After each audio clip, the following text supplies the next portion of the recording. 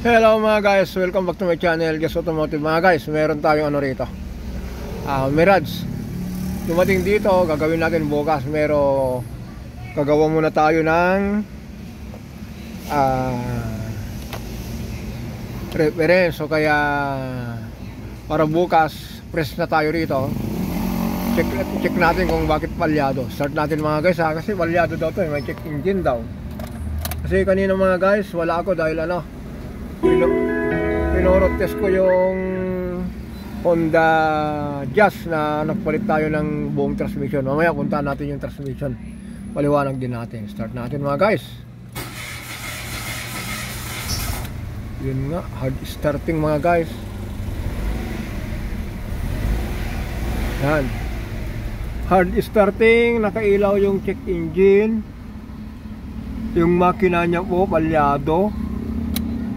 Ulitin natin, parang singaw. O yan, ngayon mga guys, ang gagawin natin, mag-i-scan tayo. Pagkitan natin ng may wagang tools. Yan. Check muna natin mga guys kung anong naging problema dito sa Mirage na to. Itong gamit natin mga guys, for all lang ito, yung mumurahin. Ay sorry, mamahalin din pala ito. Ito yung rinegalo sa atin na galing galing Alaska. Yan. Ano po ito? Thank you kay Sir Eddie. Kung wala po sila, wala po tayo nito. Pero meron din tayong pasalamatan yung nagbigay ng ng ating kabuhayan. Hi si Sir at saka si Ma'am. Sana yun mga yun, sa Madrid.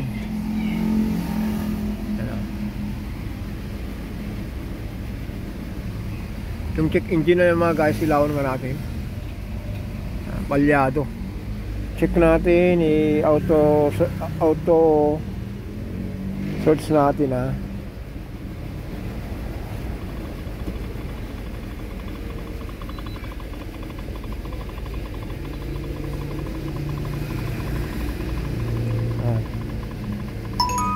mapasok yung beam loading.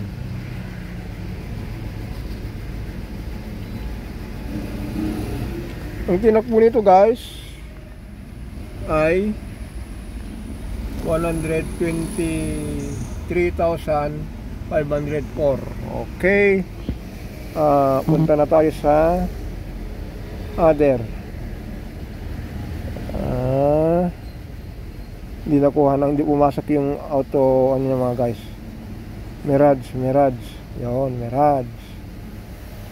Okay, 2000 modelo to mga guys, 19. Yan. CVT transmission, tama, CVT. Yan. 12 speed, hindi. Yan.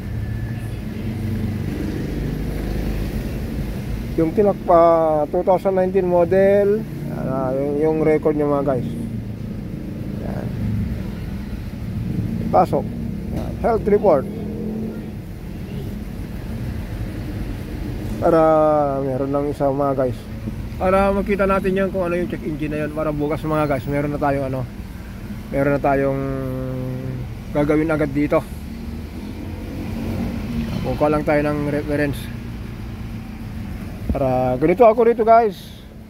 Yan, ng cylinder 1. Yan mga guys cylinder 1, number 1, misfire detect. Pwedeng ignition coil, pwedeng tawag dito, pwedeng ignition coil, pwedeng injector. Pero troubleshoot natin ito mga guys. Abangan nyo po bukas. Gagawin natin po dito. Yan ang number 1. Ang lumabas dito mga guys, P0301, number 1 cylinder misfire. Yan. Kung subukan natin i-clear mga guys, try natin. Wala yung check engine nya, pero palyado pa rin.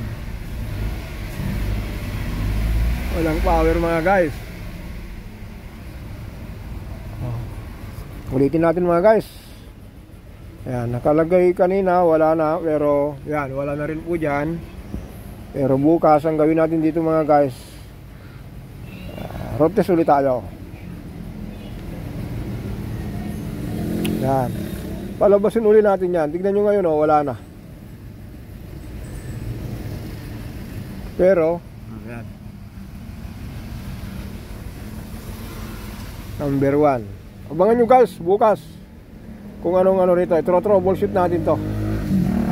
Kunin natin yung mga sikreto ni Mang Kanor kung paano mag-troubleshoot nito. Gawin muna natin ng mano-mano bago natin total nakakuha na tayo ng reference dito. Pero mag-tour tayo kung ano yung mga troubleshoot ni Mang Kanor.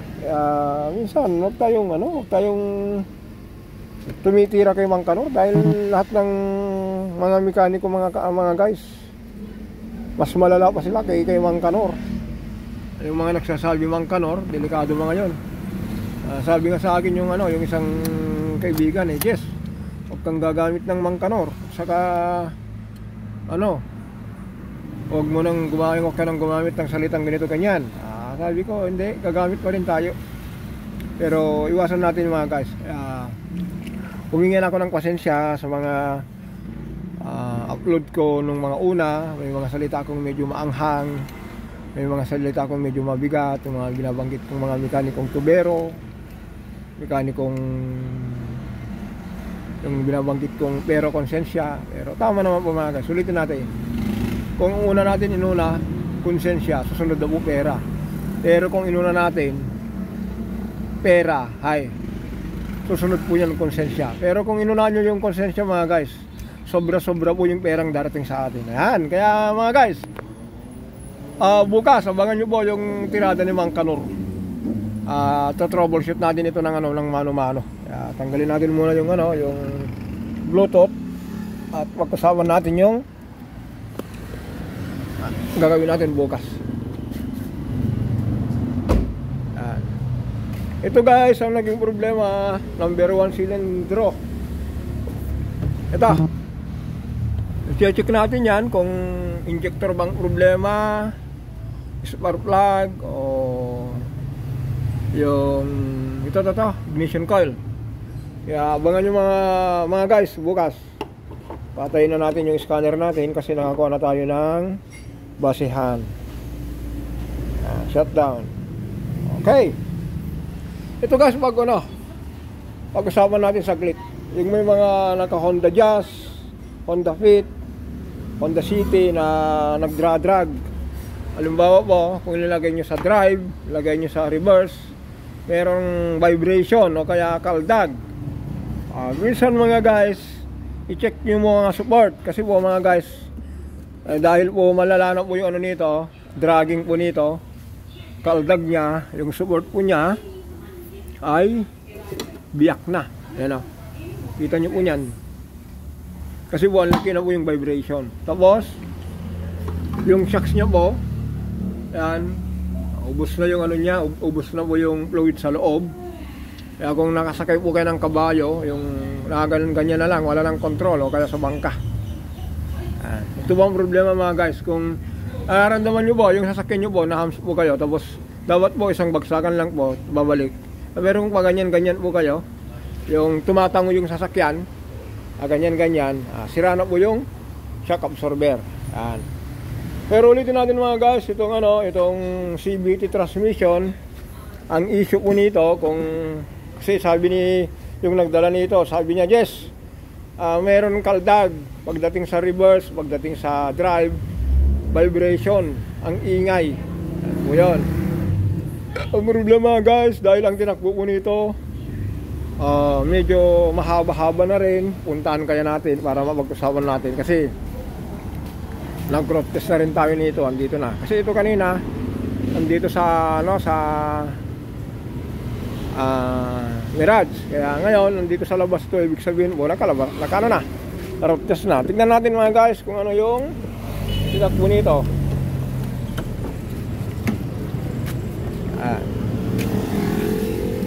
Honda Jazz,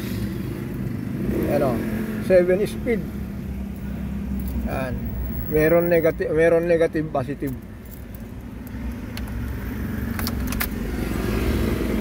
Yan din ang tinakbo niya mga guys, 135,069. Yan po ang tinakbo niya po niyan. Start tayo mga guys.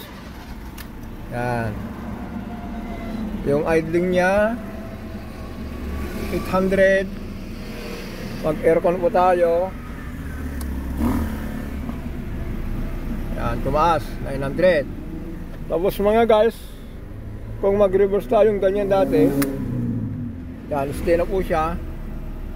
Dati po kasi maingay, yan, umingay yung ano, yung laman dito. Ito po yan, close natin. Yan, naka-reverse yan guys. Yan. Kung ano naman, kung ilagay sa drive, malakas yung vibration. Yung makina mo, grag grag grag grag grag grag grag grag, ganun po nun. Yan, kung ilagay na, ulitin natin mga guys. Naka sa neutral drive. Yan, sports mode na yan. 7 speed, low.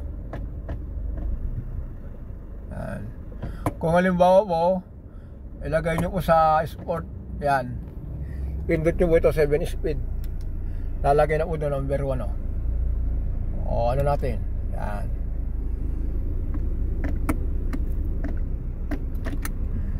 Yun, ganun lang mga guys. Ito po, natapos na natin to. Ulitin natin mga guys, ang problema po nito, kung ilalagay sa dito sa vibration na malakas, dito po drive, ganun din. Pero sa ngayon po, sabi ko, na-address na natin to. Okay na po ito. For releasing na po, dahil na-root test na natin to. Okay mga guys, hanggang dito na lang po tayo. Tomorrow po, yan, yung mirrors na yan, abangan nyo po yan sa troubleshoot ni Mang Kanor. Gagawin natin po yan. Kaya sabi ko po, kakampi ko si Mang Kanor. Kaya minsan tayo si Mang Kanor. Okay, don't forget to subscribe, like and share. Maraming salamat.